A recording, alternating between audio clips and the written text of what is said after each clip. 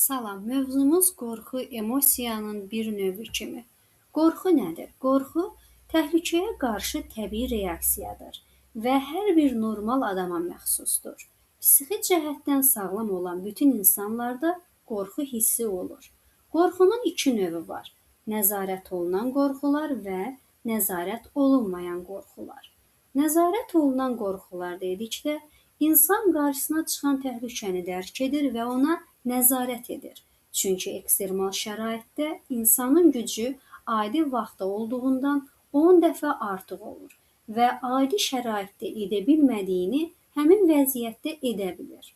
Nəzarət olunmayan qorxular isə insan fiziki cəhətdən hazırlıqlı olmadıqda yaranmış ekstremal şərait qorxu mənbəyinə çevrilir və bunun təsiri altına düşən adam hərəkətlərinə nəzarət edə bilmir. Rusiyalı fizioloq Pavlov qorxunu təbii refleksin böyük yarımkürələrin beyin qabığında yüngül ləngimə ilə baş verən passiv müdafiə reaksiyası hesab edirdi. Qorxu özünü mühafizə instinktinə əsaslanıb müdafiə xarakteri daşıyır.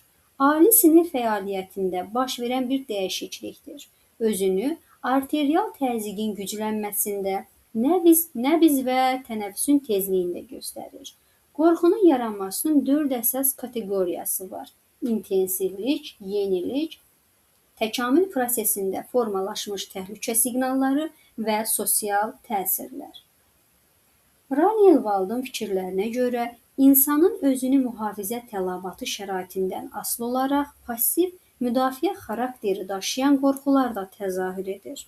Qorxu, kommunikativ münasibətlərin və subyektin kommunikativ bacarığının pozulması səviyyəsində üzə çıxır. Qorxu dinamik bir hadisədir. İlkin bioloji səviyyədə qorxu daha böyük miqdarda adrenalin ifraz edir və insan orqanizmində hormonal partlayış yaradır. Davamlı qorxular insanda davamlı xarakter xüsusiyyətinin yaranmasına səbəb olur. Riskli və ölüm təhlükəsi yarada bilən iş fəaliyyəti, yüksək səs, qaranlıq, zəlzələ qorxu yarada bilər. Öz tədqiqatlarında Bowley qorxunun səbəblərini izah edərkən göstərmişdir ki, qorxunun anadan gəlmə determinantları var. Onlar təbii və törəmə stimullar adlanırdı. Təbii stimullara tənhalıq, yadlıq, qəflətən yaxınlaşma, hündürlük, ağrı və s. aiddir. Qorxunun təbii stimulları yaş və cins xüsusiyyətlərindən asılı ola bilər. Törəmə stimullar təbii stimullardan yaranır. Bowley qorxunun anadan gəlmə determinantlarından başqa, onun 4 mədəni determinantını da göstərmişdir. Bu mədəni determinantlar rasionalizasiya və proyeksiyanın müxtəlif formaları ilə maskalanmış təbii determinantlardan asılıdır. Oğrudan və kabusdan qorxmaq qaranlıqdan qorxmağın determinantıdır, deyirdi. Travmatik şərtləmə konsepsiyasına görə ağrı yaradan hadisələr ağrı duyğusunun olmasından asılı olaraq qorxu yaradır. Qorxu emosiya ilə neyrofizioloji mexanizmlər arasında oxşarlıq var və bu aktivator adlanır.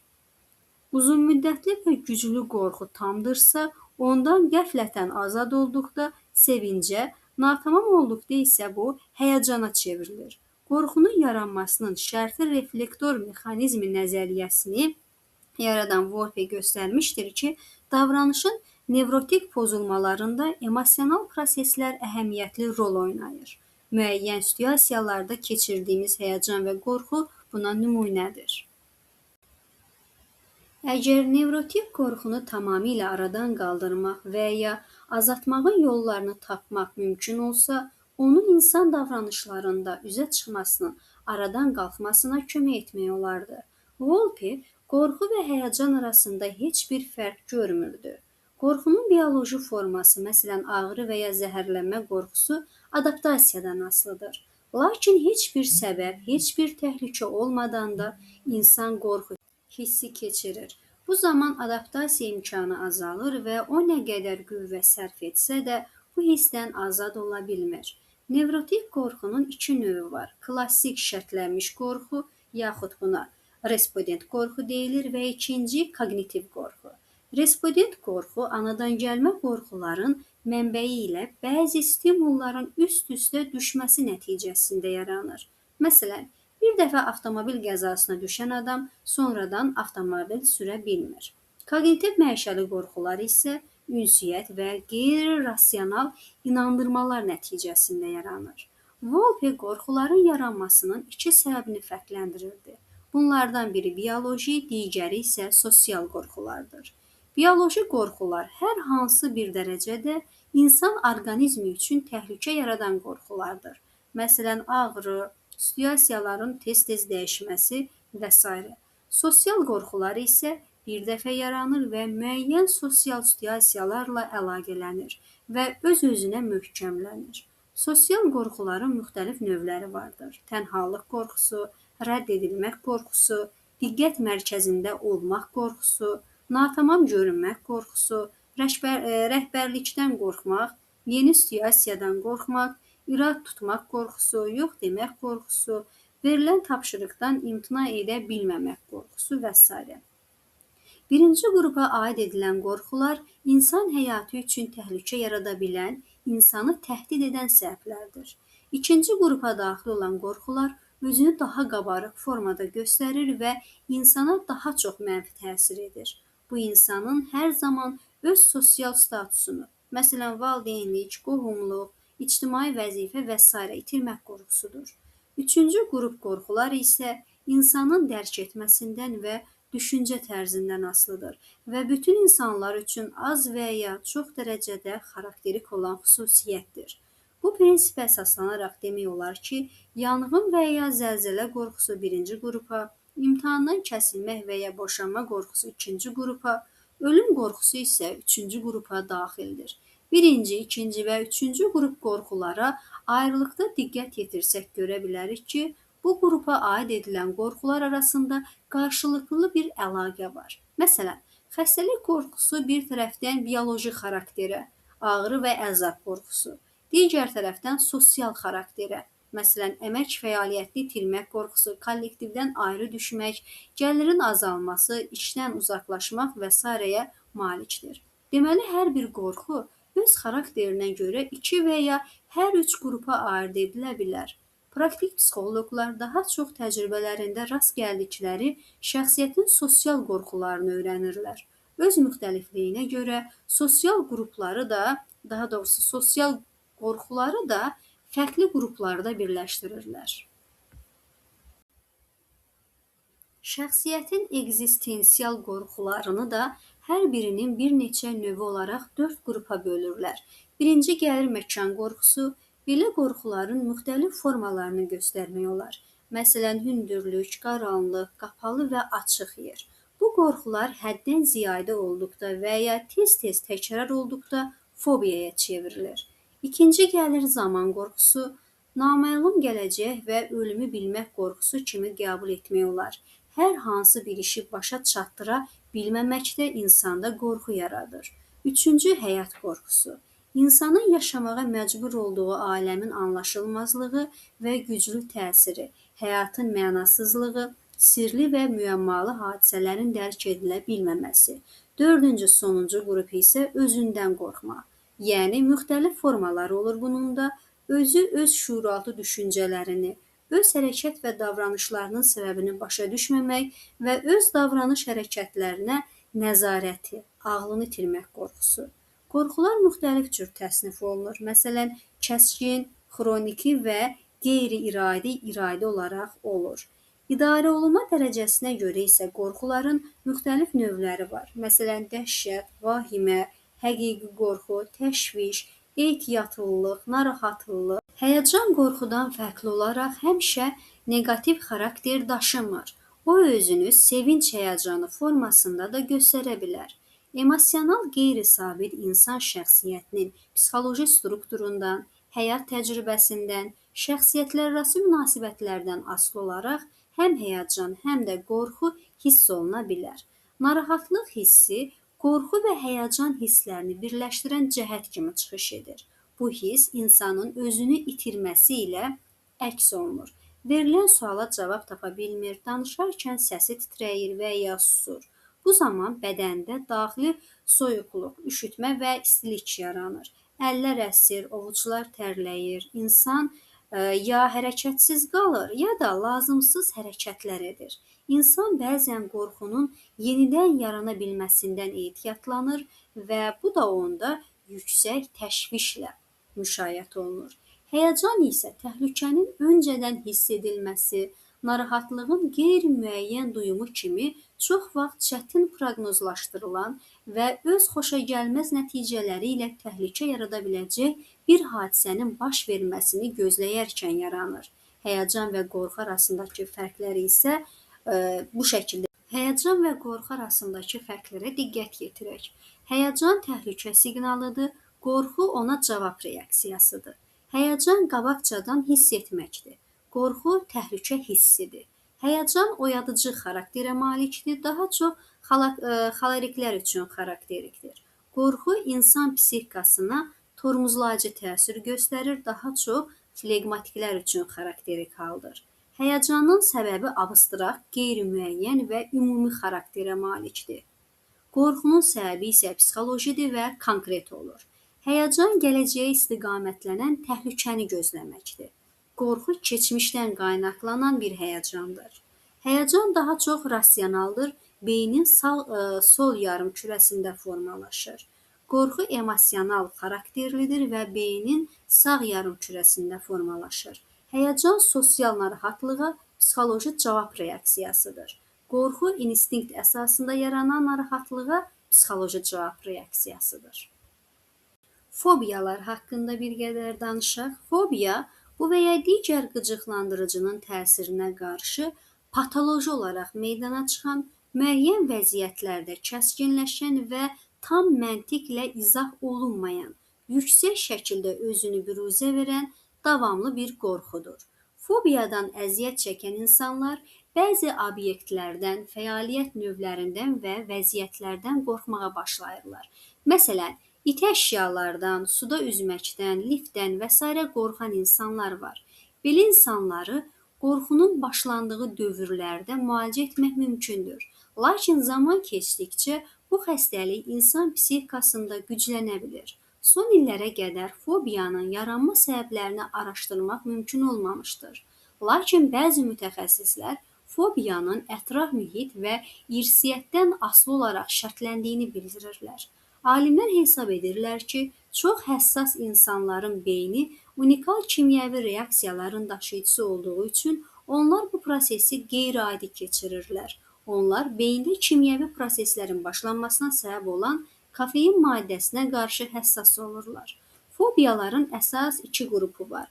Birinci qrup aqrofobiyadır, müəyyən vəziyyət və obyektə qarşı qorxudur. Aqrofobiya irsi xətt vasitəsilə ötürülə bilər və bu zaman yaranan hər hansı bir sarsıntı aqrofobiya xəstəliyinin yaranmasına səbəb ola bilər. Aqrofobiyanın yaranmasına keçmişdə baş verən hər hansı bir bədbəxt hadisə səbəb ola bilər. Məsələn, bir dəfə suda boğulan insanda dənizə qarşı fobiya yaranır. Stres keçirən insanların yalnız bir hissəsi fobiyaya məruz qalır. Aqrofobiyalı insanlar səbəb olmadan stres vəziyyətinə düşə bilərlər. Bu zaman stresin davam etmə müddəti bir qədər çəksə də belə bir stres halının təkrar yaşanması insanda vahimə yaradır.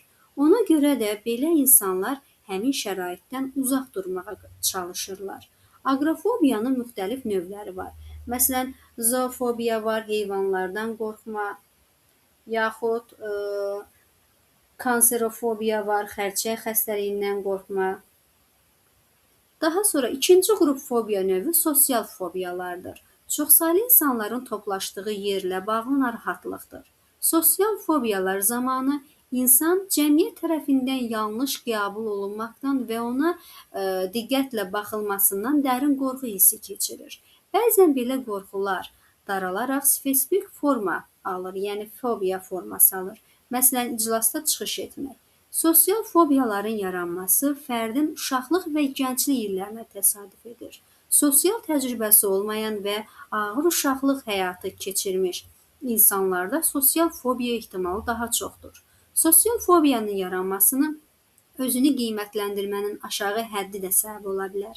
Bəzən utancaqlıq da sosial fobiya hesab edilir. Lakin sosial fobiya ilə utancaqlıq arasında kəskin fərq vardır. Utancaq insanlar bəzi vəziyyətlərdə özləri narahat hissi hiss etsələr də, onlar özünə nəzarəti itirmir və dərin gərginlik yaşamırlar. Sosial fobiyalı insan utancaq olmaya da bilər. Həm sosial, həm də aqrofobiyanın yaranma səbəbləri müxtəlif olsa da, onların simptomları vahimə, ölüm, kəskin ürək döyüntüsü, nəfəsin təngiməsi, ovucuların tərləməsi kimi əlamətləri oxşardır. Qorxu və fobiyalar insan psixikasının həm bioloji, həm də sosial tərəfləri ilə sıx bağlıdır. Qorxu adaptiv funksiya daşısa da, davamlı və nəzarətsiz olduqda şəxsiyyətin inkişafına və həyat keyfiyyətinə ciddi mənfi təsir göstərə bilər. Bu səbəbdən qorxuların vaxtında diaqnostikası və psixoloji müdaxiləsi mühüm əhəmiyyət. Özümüzə aid test tapşırıqları. Test 1. Qorxunun psixoloji baxımdan əsas funksiyası nədir? A variantı sosial münasibətləri gücləndirmək, B variantı özünü mühafizə mexanizmini aktivləşdirmək, C təfəkkürü zəiflətmək, D şəxsiyyəti passivləşdirmək. Bizim düzgün cavabımız B variantıdır.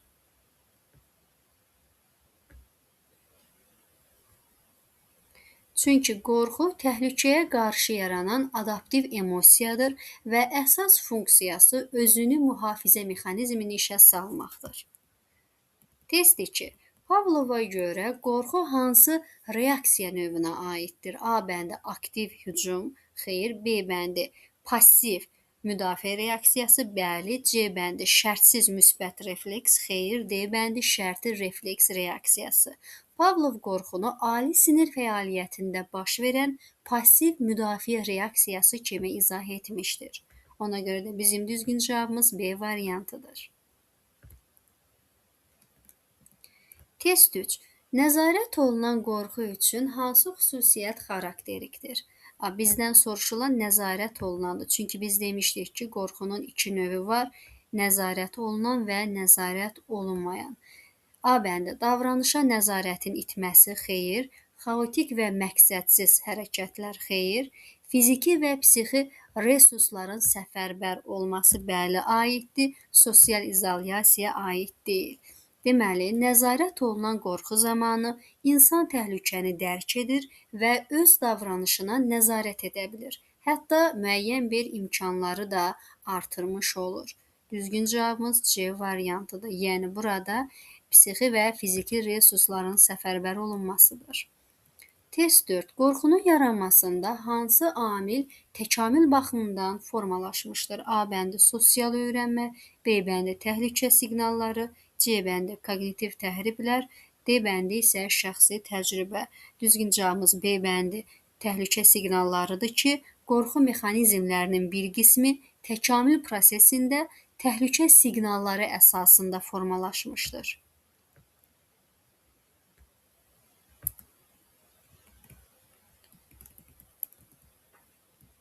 Test 5.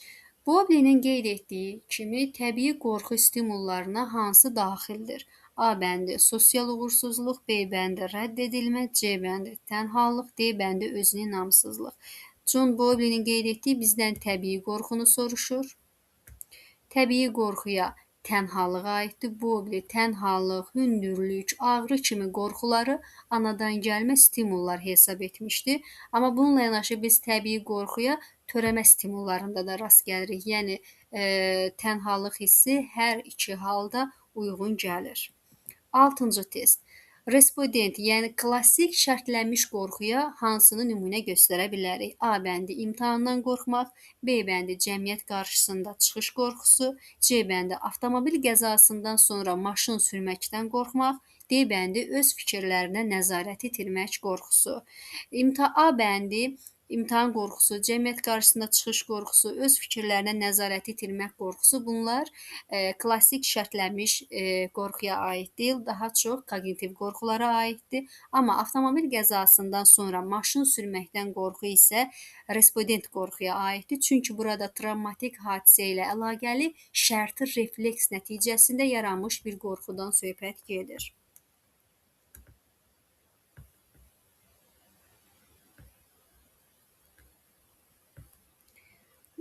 Volpenin təsnifatına görə bioloji qorxu hansıdır? A bəndi. Diqqət mərkəzində olmaq qorxusu. Xeyr. Volpe bu arada onu da xatırladaq ki, bioloji və sosial qorxuları fərqləndirmişdi. Diqqət mərkəzində olmaq qorxusu bioloji qorxu deyil. Rəhbərlikdən qorxusu, qorxmaq biolojiyaya aid deyil. Hər ikisi sosiala aiddir. Ağrıdan qorxmaq, bəli, bu biolojiyaya aid idi. Rədd edilmək qorxusu da biolojiyaya aid deyil. Bioloji qorxular orqanizmin həyatı üçün real təhlükə yaradan qorxulardır. Ağrı qorxusu da məhz orqanizmin həyatı üçün real təhlükə yaradan qorxular sırasına aiddir. 8-ci test. Sosial qorxular üçün hansı xüsusiyyət xarakterikdir? A bəndi. Həmişə anadan gəlmə olur. Xeyr, bu bioloji qorxuya aiddir. Öz-özünə möhkəmlənir. Bəli, bioloji təhlükə yaradır. Xeyr, bu bioloji qorxuya aiddir. Qısa müddətli olur. Xeyr. Sosial qorxular sosial situasiyalarla bağlıdır. Adından da göründüyü kimi və çox vaxt öz-özünə güclənir. Ona görə də öz-özünə möhkəmlənir cavabı bizim doğru variantımızdır. Test 9. Həyəcan və qorxu arasındakı əsas fərq hansıdır? A bəndi. Həyəcan həmişə patolojidir. Xeyr. Qorxu gələcək təhlükəyə aiddir. Xeyr. Həyəcan təhlükənin qabaqcadan hiss edilməsidir. Bəli, bəli. Həyəcan həqiqətən təhlükənin öncədən hiss olunmasıdır. Qorxu müsbət emosiyadır. Xeyr. Həyəcan təhlükənin öncədən hiss edilməsi, qorxu isə təhlükəyə emosional bir cavab idi. 10-cu test. Fobiyanın əsas fərqləndirici xüsusiyyəti hansıdır? A bəndi. Qısa müddətli olması. Xeyr, bu haqda dəqiq bir söz demək mümkün deyil. B bəndi. Məntiqi izah edilə bilməsi. Xeyr, əksinə məntiqi izah edilə bilmir. C bəndi. Patoloji və davamlı xarakter daşıyır. Bəli, əgər qorxu patoloji və davamlı xarakter daşıyırsa biz buna fobiya deyirik. Hər insanda olur. Xeyr. Qorxu hər insanda olur, fobiya hər insanda olmur. Fobiya patoloji, davamlı və qeyri-rasional qorxu ilə xarakterizə olunur. Buna görə də bizim düzgün cavabımız C variantıdır. Bir qədər çətin test tipi. Test 1. Aşağıdakılardan hansı vəziyyət Volpenin yanaşmasına görə qorxunun həyəcanla münasibətini ən düzgün şəkildə əks etdirir? A bəndi. Qorxu və həyəcan fərqli psixi proseslərdir. Xeyr. Qorxu düz arada fərq var, amma tam fərqli psixi proseslər deyil. B bəndi. Qorxu aradan qalxdıqda həyəcan da tam yox olur. Xeyr. Yəni qorxu aradan qalxa bilər. Yəni ümumiyyətcə qorxu olmadan da həyəcan yarana bilər. Həyəcanın əsasında məhz qorxu dayanır demirik. C variantı. Qorxu natamam aradan qalxdıqda həyəcan vəziyyətinə çevrilir. Bəli. D bəndi. Həyəcan yalnız sosial stimullarla bağlıdır. Xeyr. Yəni sırf sosialla bağlı deyil. Bizim düzgün cavabımız C variantı. Qorxu natamam aradan qalxdıqda belə həyəcan vəziyyətinə çevrilir. Volpe qorxu ilə həyəcan arasında kəskin sərt qoymurdu. Onun fikrincə qorxu tam aradan qalxdıqda sevincə, natamam aradan qalxdıqda isə həyəcan vəziyyətinə çevrilə bilir. Test 2. John Bowlby'nin mədəni determinantlar anlayışı hansı fikri əsaslandırır? A bəndi. Qorxular yalnız sosial öyrənmə nəticəsində olur. Xeyr. O sosialdan başqa digər növdə fərqləndirir. B variantı. Mədəniyyət qorxunu tamamilə aradan qaldırır. Xeyr, aradan qaldırmır tamamilə. C variantı. Təbii qorxular mədəni mühitdə dəyişmiş formada təzahür edir. Bəli. Qorxular yalnız fərdi təcrübəyə əsaslanır. Xeyr. Düzgün cavabımız C variantı. Təbii qorxular mədəni mühitdə dəyişməz formaları təzahür edir. Bowlby'yə görə mədəni determinantlar anadan gəlmə, yəni təbii qorxuların cəmiyyət daxilində maskalanmış və dəyişmiş formalarıdır. C variantı düzgün variantımızdır. 3-cü test. Aşağıdakı hallardan hansı respondent, yəni klassik şərtlənmiş qorxunun deyil, koqnitiv mənşəli qorxunun nümunəsidir? Deməli, bizdən bu dəfə koqnitiv mənşəli qorxunu soruşur. A. İt dişlədikdən sonra itdən qorxmaq. Xeyr. Bu bir növ avtomobildən qorxmaya bənzəyir. Bu respondent qorxudur. Burada klassik şərtlənmə var. B bəndi. Zəlzələdən sonra hündür binalara girməkdən qorxmaq. Xeyr. Burada da bir klassik şərtlənmə var. Çünki baş verən hadisədən sonra qorxu hissi davam edir. C bəndi. Mən səhv etsəm hamı məni lağa qoyacaq. Artıq burada bir təhrif var. Koqnitiv təhrif var. Deməli, bu koqnitiv mənşəlidir. Mən səhv etsəm, hamı məni lağa qoyacaq düşüncəsi ilə çıxışdan qaçmaq. Düzgün cavabımız C variantıdır. Bu koqnitiva aiddir. Qəza sonrası maşın sürməkdən çəkinmək isə bu respondent, yəni klassik şərtlənməyə aiddir. Burada qorxu travmatik hadisə deyil, qeyri-rasional düşüncə və inanc sistemi ilə formalaşır ki, biz də buna koqnitiv mənşəli qorxu deyirik. Test 4. Aşağıdakılardan hansı eksistensial qorxulara aiddir və bioloji qorxulardan əsas fərqi nədir? Bizdən həm eksistensial, həm də bioloji qorxudan fərqini soruşur. A bəndi ağrı qorxusu real təhlükə yaradır. Xeyr. Ölüm qorxusu zamanla əlaqəlidir. Bəli. Ölüm qorxusu eksistensial qorxudur və bioloji əsas fərqi isə zamanla əlaqəli olmasıdır. C bəndi rədd edilmə qorxusu sosial xarakterlidir. Xeyr. D bəndi hündürlük qorxusu reflektor mexanizmidir. Xeyr. Eksistensial qorxular insanın mövcudluğu və zaman anlayışı ilə bağlıdır. Ölüm qorxusu bu qrupun klassik nümunəsidir və birbaşa bioloji təhlükə ilə deyil, şuurla əlaqəlidir. Növbəti və sonuncu testimiz. Aşağıdakılardan hansı qorxunun adaptiv funksiyalarından patoloji formaya keçdiyini göstərən ən mühüm göstəricidir? Deməli, əsas bizdən nə soruşur? Adaptiv funksiya və patoloji forma. A bəndi. Qorxunun qəfil yaranması xeyr. Bu hər zaman patoloji formaya keçmir. B variantı. Qorxunun sosial cəhətlə, vəziyyətlə əlaqəli olması xeyr. Bu sosial vəziyyətlə əlaqəli olmaya da bilər. C variantı. Qorxunun davamlı və nəzarətsiz olması. Bəli. Qorxunun davamlı və nəzarətsiz olması patoloji formaya keçdiyini göstərən əsas xarakterik göstəricilərdən biridir. D variantı qorxu zamanı fizioloji reaksiyaların olması xeyr, bu patoloji formaya keçdiyini göstərən mühüm göstərici deyil. Qorxu davamlı, nəzarətsiz və həyat keyfiyyətini pozan hala gəldikdə adaptiv funksiyasını itirir. Biz nə demişdik? Demişdik ki, qorxu adaptiv funksiyanı yerinə yetirir, amma davamlı, nəzarətsiz və həyat keyfiyyətini pozan vəziyyətə gəlirsə, adaptiv funksiyasını itirir və patoloji xarakter alır. Buna biz fobiyanı misal göstərə bilərik, ən əsas nümunəsi və nevrotik qorxunu da öz növbəsində buna